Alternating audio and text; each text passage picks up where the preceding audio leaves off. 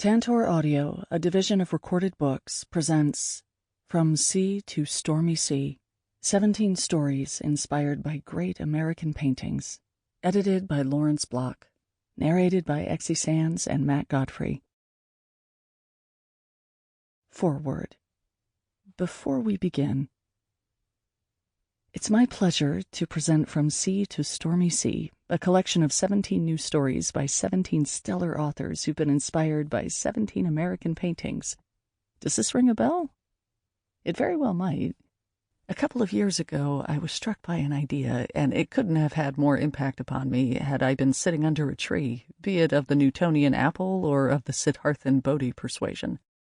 It was, I'll concede, rather less consequential for the rest of the world. Never mind. Stories inspired by Edward Hopper's paintings. That was the thought, and it was followed in no time at all by a title, In Sunlight or in Shadow. Bingo. Now, I don't get that many ideas, and when one comes along, I generally give it a little time to germinate. If it's a good idea, it will profit from a few days or weeks or months' attention from my unconscious mind. If it's a bad idea, time will allow its lack of merit to make itself known to me. And however good or bad the idea may be, there's a very good chance I'll forget it altogether. That's increasingly apt to happen as the date on my birth certificate edges ever further into the past, and I can't tell you how much burdensome work it spares me. In sunlight or in shadow, I didn't give myself a chance to forget it, or grow disenchanted with it. An hour after that comic strip light bulb had formed over my head, I was busy making up a list of potential contributors. By day's end, I drafted an invitation and begun sending it out, and I was delighted to discover what a high percentage of positive RSVPs I received. I was no less delighted when the book filled up with outstanding stories, and when Pegasus published it in a handsome volume that drew unanimously enthusiastic reviews and generated strong sales. I could add that the icing on the cupcake came with my own contribution. Autumn at the Automat received an Edgar Allan Poe Award from Mystery Writers of America, but I'm far too modest to mention it. But how to follow such a success? I couldn't think of another artist who could carry an entire volume the way Hopper did. The capacity of his paintings not to tell a story, but to suggest that there were stories waiting to be told. What individual's work could match it? So Alive in Shape and Color widened the focus. Each author was invited to choose a painting by a favorite artist, and the range was considerable, from the prehistoric cave paintings at Lascaux to the abstract expressionism of Clifford Still, from Hokusai and Hieronymus Bosch to Magritte and Norman Rockwell. Again, the stories were quite brilliant. That's a natural consequence when you're lucky enough to persuade brilliant authors to write them. And again, each story was very different from its fellows. A real danger with any themed anthology is that all the participants will write the same story, a result of the themes pointing everyone in the same direction. That didn't happen in Sunlight or in Shadow, nor did it happen in its sequel. Alive in Shape and Color got a heartening reception. Reviewers liked it and readers bought it. So now, what would we do for an encore? More of the same, of course.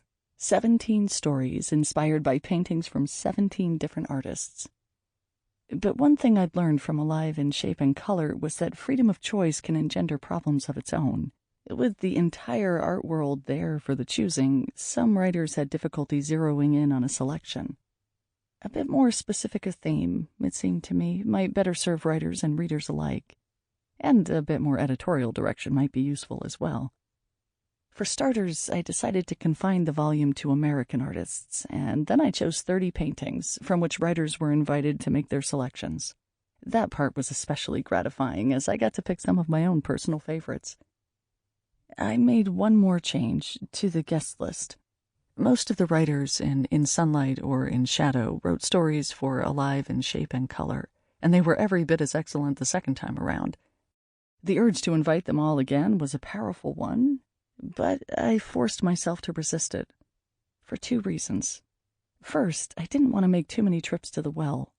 The economics of the anthology game are such that one is asking a favor when one invites a writer into an anthology, and there's a point when an invitation can become an imposition. Besides, I was eager to see what other writers might bring to the party. Once again, I drew up a wish list and took a deep breath and sent out invitations. And once again, I was blown away by the proportion of positive responses, and as the stories came in, by their quality. The title took some tweaking. I wanted to convey the essentially American nature of the artwork and its reflection of the country in full. I thought of the song America the Beautiful, and the line that suggested itself as a title was From Sea to Shining Sea. And that would have been fine, but too many authors and publishers have already slapped it on too many books. And wouldn't it be useful to come up with a word to suggest the conflict and drama and intensity that found its way into both the stories and the paintings? You know, a touch of alliteration wouldn't hurt either.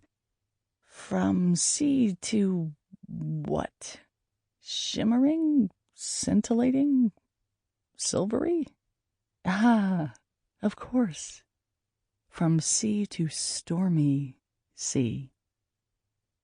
As I may have mentioned, I wrote a story for In Sunlight or in Shadow, and I tried mightily to write one for Alive in Shape and Color, one that started with Matthew Scudder and Mick Ballou and their wives standing in front of a Raphael Sawyer painting at the Whitney Museum, and something about it reminds Mick of a story, and, well, I don't know where it might have gone from there because it never went anywhere. It fizzled out, and I resigned myself to the fact that it was not going to get written, and neither was anything else from me, and Alive in Shape and Color would not have 17 stories but 16. I so informed Pegasus, and they reworked the cover accordingly.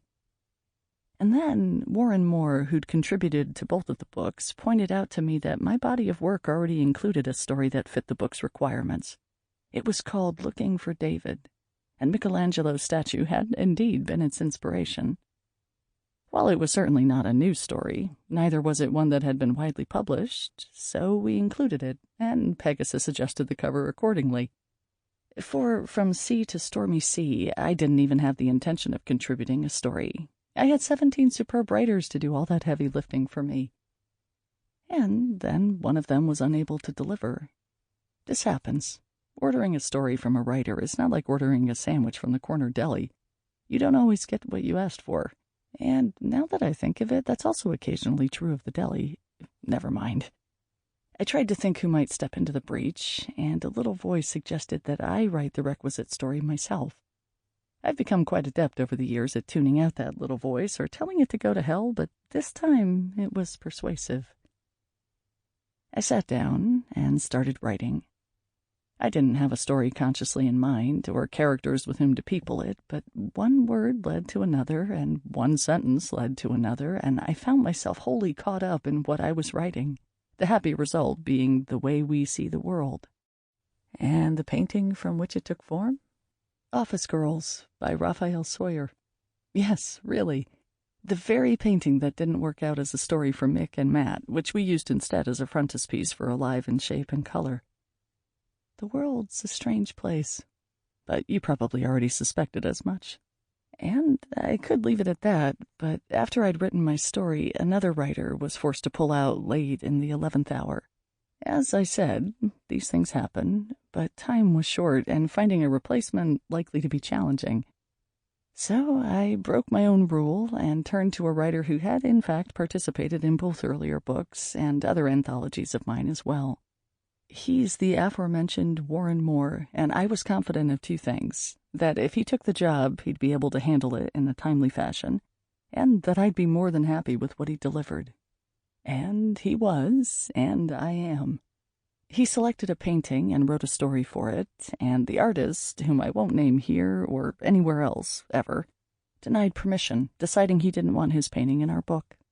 And Warren realized there was another painting that fit the story he'd written quite perfectly, a painting by his late father that very much resonated with the theme of his story. Sometimes it's really nice the way things work out. Lawrence Block.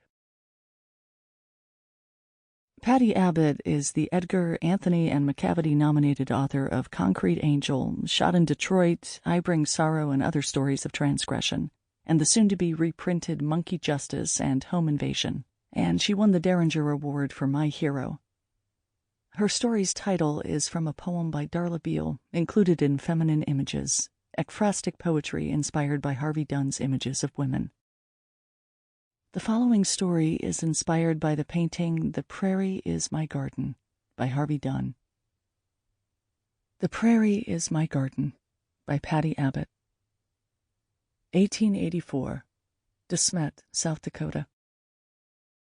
Do you think this plat will do? Knocking off his straw boater with his gesture, Martin took the opportunity to mop his forehead. Their eyes swept the expanse of land. The house was modest, but solid, the outbuildings mostly sod. I don't know, Ellie. I'm away so much, and it's a long ride into town. It's so lonesome out here. Menacing, almost. Is it that cow or the milkweed and hyssop you find threatening? Smiling, she visored her eyes. Will you look at those cone flowers? I would, if I knew which flower they were. So many flowers, so much grass, but so few trees. He ran a hand through the waving grass. I would want to take a sight to this so we can see who's sneaking up on us. You sound like my father, finding fault with my prospective garden. That Lakota told me that though the tall grasses kill off budding plants, the summers are too dry for most trees anyway. It's the tall grass that makes it a prairie, Martin. What Lakota is this? One of the guides in town, Akichita. He came by with a wagon filled with jewelry and potions. His wife does beautiful work with beads. She knelt down to examine what looked like a weed to her husband. It's a blue stem. Your father would not approve of you and the children out here, Eleanor. Talking to primitives, imagine. He reads the newspapers, too. Jesse James, Sitting Bull, Gold Fever. These are not calming stories. The Indian was in town and no more primitive than me. And if he was out here, you could spot him coming for miles. It's in town that men lay in wait. They both fell silent, remembering a recent night. Father has more respect for potions than you might think. His pharmacy is filled with herbal concoctions. She stood up. Children, stop running before you are overheated. There's no way to cool off. And leave that skipper alone. This is her land more than yours. Robbie Olafson has a box full of 'em, Harriet shouted back, her voice getting caught up in the wind. I just need a net, and there will be no nets, Martin hollered back. He looked at his wife, and failing to see the irony, said, I will leave you a shotgun just in case. You are 8 miles from town or from a neighbor. I hope that is distance enough, she said. We are at cross purposes, Eleanor. I want to fence you in, and you want to tear the fence down. Children, it's time to go. Your legs will be aching tonight. 1875, Chicago. Eleanor Carpenter took a walk on her lunch hour every fine day, amazed at the speed with which new buildings arose from the ashes of the fire. Chicago, built from lumber, was ripe for the flames, incinerating the hodgepodge of rickety fire traps in hours.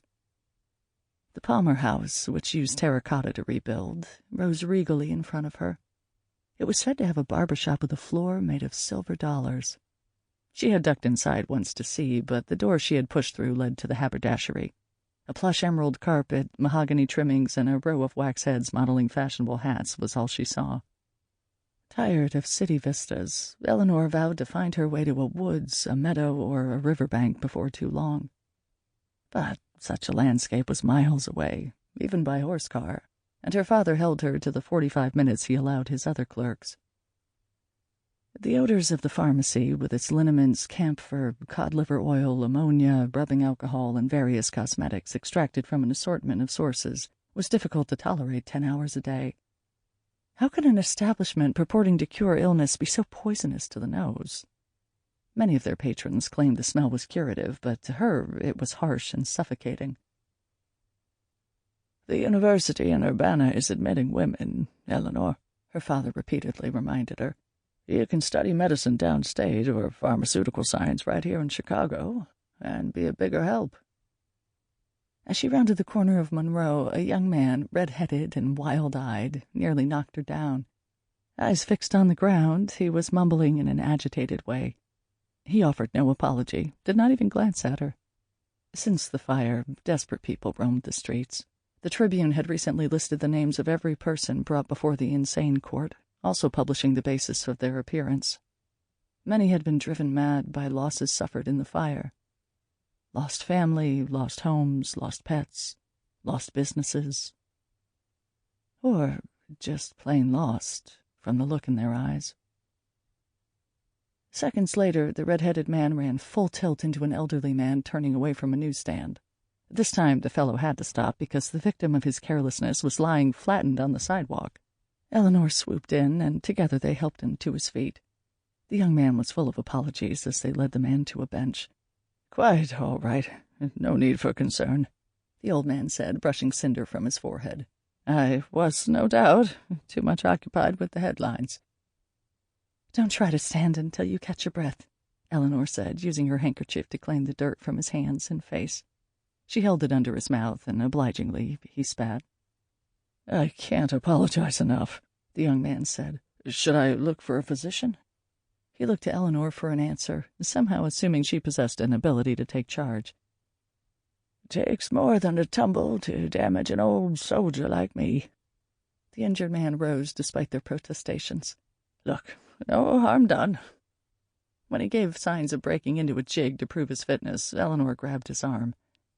It seemed best to end their intercession then, as the man seemed embarrassed by the fuss. Nodding goodbye, all three went their separate ways, the young man turning back to mark the spot for future reference. As fortuity would have it, 2 days later, Eleanor came in contact with the red-headed man again. The Carpenter family was occupying their usual pew at the First Congregational Church of Chicago when Reverend Patton stepped up to the pulpit and told his congregants a guest speaker would deliver that day's sermon. Mr. Martin Tyler, a graduating student at the Theological Seminary, will be delivering his first sermon. His talk takes its inspiration from Henry Ward Beecher's famous Poverty in the Gospel sermon, Reverend Patton said, his voice pitched high with excitement. A growing buzz accompanied the student's approach to the pulpit. It had been the congregation's good fortune to hear Reverend Beecher speak only a year before. Reverend Beecher had been among the first abolitionists and was now a defender of the right of women to cast a ballot. Both causes were dear to the hearts of the Congregationalists. Eleanor didn't hear a word of Mr. Tyler's sermon, although she would later learn it demonstrated neither a facility for public speaking nor a grasp of his topic. From Eleanor's vantage, Martin Tyler stood poised before the church's solitary stained-glass window, one composed of gold and blue panels, and his hair, the most vibrant red she had ever seen, seemed lit by the light flowing through the glass, or perhaps illuminated by the beneficence of the Lord. In either case, Eleanor was transfixed, and failed to notice the hum that began to weave through the church. It was difficult to be certain, amid his shaking voice, his fluttering hands, the rumble of his stomach, but it seemed probable that Martin Tyler had misunderstood Reverend Beecher's words completely, and was advocating a stoic acceptance of poverty and an acknowledgment that perhaps such a condition was part of God's plan. This turned out to be a tragic miscomprehension of the tangle of words emanating from his mouth, but many would continue to believe it for days to come. If the delivery of a modestly successful sermon was a test, Mr. Tyler had failed. But, flush with a mistaken belief in a victory, albeit minor, he did not detect the disapproval.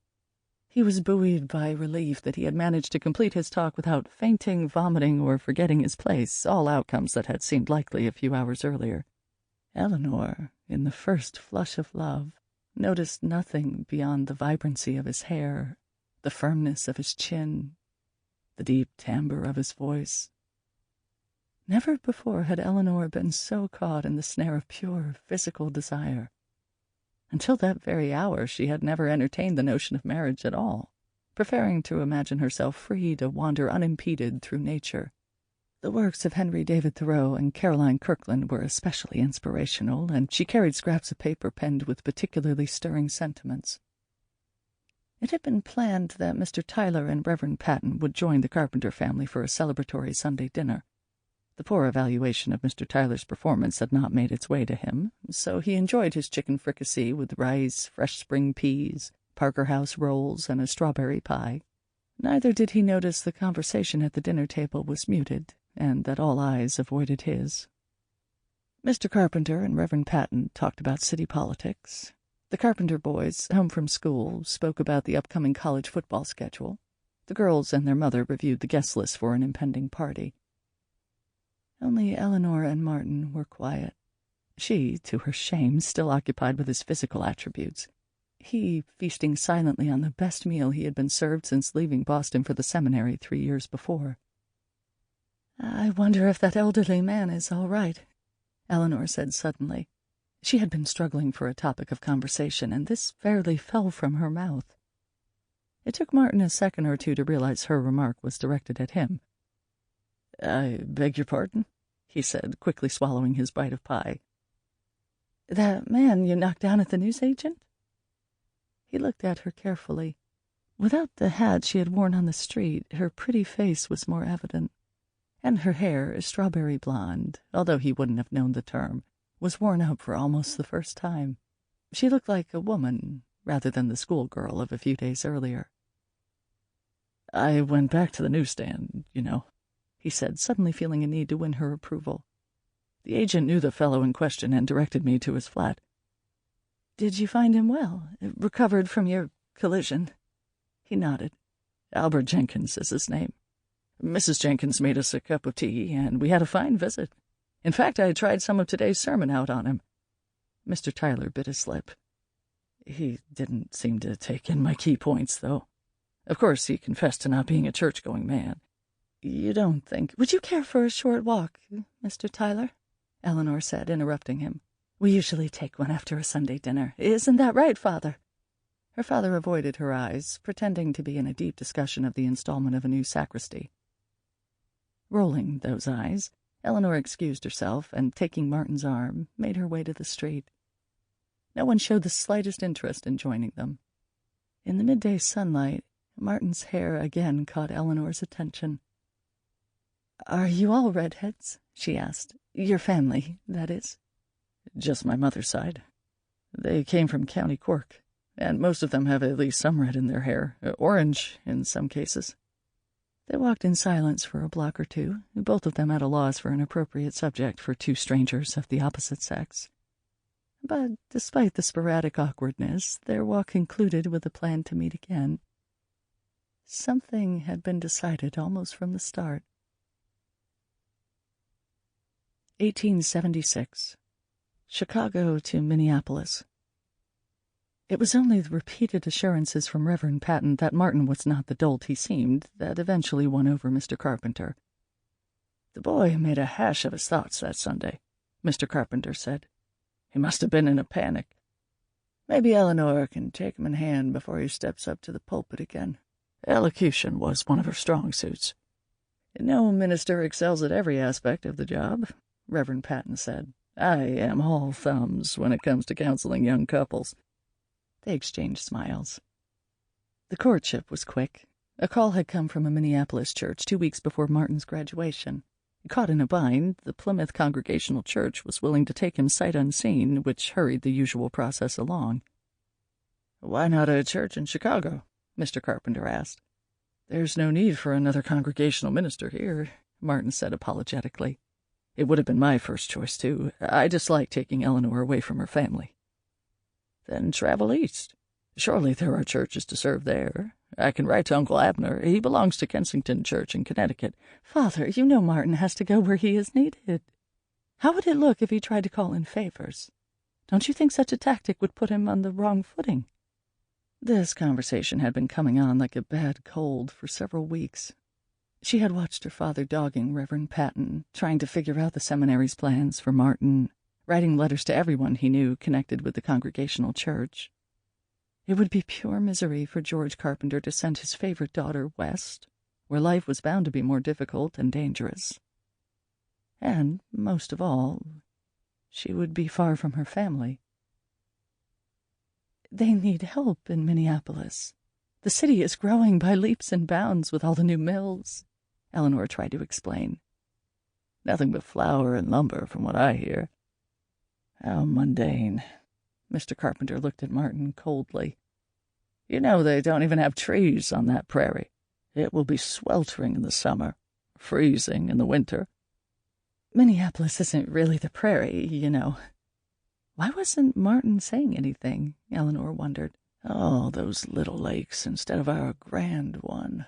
Oh, I've heard tell about this great Minneapolis." He caught Eleanor's eye. "You will miss the musical evenings the Philharmonic Society brings in. Summer night concerts are going to be in the Exposition Building next year. And then there's the Athenaeum and the museum." In order to halt the floodgate of Chicago's cultural achievements, Eleanor laughed. "And I am sure your family said much the same thing when you left Connecticut for Chicago. But you traveled to a place where a pharmacist was needed." "Father, do you know Minneapolis is allowing women to both vote for and serve on the school board? Quite progressive, I'd say. And a new streetcar is in operation. We'd be arriving just as the city is making its mark." When he didn't respond, she added, "And what would you have Martin do here? Help out in the pharmacy? Make deliveries on a bicycle?" "Are you to have your own church, Martin?" Mr. Carpenter continued, ignoring his daughter. "I have heard of men called and then made to do nothing more than serve as a janitor or choir master, or a Sunday school teacher." "The Plymouth Congregational Church has a new building at Nicollet and 8th, which is quite grand, I am told," Martin finally said. Mr. Carpenter shrugged in defeat. "I guess there is nothing more to do than plan a wedding, then. It is going to be very difficult for your mother and me to visit, you know. We are too old to spend days on a train. And I will worry about you being out west with the scoundrels and scallywags I read about daily." "Chicago isn't held in such high esteem," Eleanor said. "Many fathers wouldn't want their daughters coming here." "People say the Chicago fire was divine retribution for what is a modern-day Sodom and Gomorrah," Mrs. Carpenter added, incurring a scornful look from her husband, but a grateful one from her daughter. "Well, I've heard that at the Ladies' Auxiliary. Don't look at me like that." But the Tylers' future did not lie in Minneapolis. Martin's gifts, as evidenced in Chicago, did not rest in preaching cerebral sermons, nor in interpreting the scripture, nor did they revolve around raising money or providing financial leadership. His gift was in pastoring, in providing solace to the bereaved, to those ill or in care, to people needing counseling. He was ill-suited for Plymouth Congregational Church. The call had been based on that church's belief that he was a man who could elevate their status, increase the size of their congregation, raise more funds. His undergraduate degree from Harvard and his study at the seminary in Chicago misled them. They just about accused him of misrepresentation. And the sort of formal sermon expected by the Minneapolis congregation was not in Martin's makeup, despite extensive tutoring from his wife. "If I could just preach from my heart, I think I could win them over." With her own heart breaking, Eleanor said, "This isn't the right place for us anyway, Martin. It is just a smaller Chicago. We'll fit in better in another sort of town." This was true, she told herself, but the notion that Martin had chosen the wrong profession was beginning to haunt her. Perhaps schoolmastering would be his forte. Was it too late for a change in careers? She had recently learned of a group called the Charity Organization Society that might be a better fit for Martin. They helped people undergoing financial or personal troubles. But being a minister in the Congregational Church was important to her husband, and he wouldn't hear of leaving his collar behind. He had grown up in the church and never wavered from his desire to serve it. She listened to him practice his sermons, holding her breath. Even when the sermon was well-planned and heartfelt, it tended to blow up in his face or wander off along uncharted paths. She dreaded the moment when the fidgeting in church began, when sighs of exasperation, if not consternation, escaped from the people around her. Perhaps a church in a more rough-hewn place would make fewer demands on him as a public speaker, as an interpreter of the Bible. Perhaps Martin's assets would be appreciated in a town populated not by lumber barons and flour magnates, but by farmers, liverymen, mill hands, small shopkeepers. Martin looked at her worriedly. Family, indeed. She was due to deliver their first child in a few months. Surely the church in Minneapolis would give him time to find a new congregation. They would not be tossed on the street. 1880s, De Smet area. The baby had come early. Sample complete. Ready to continue?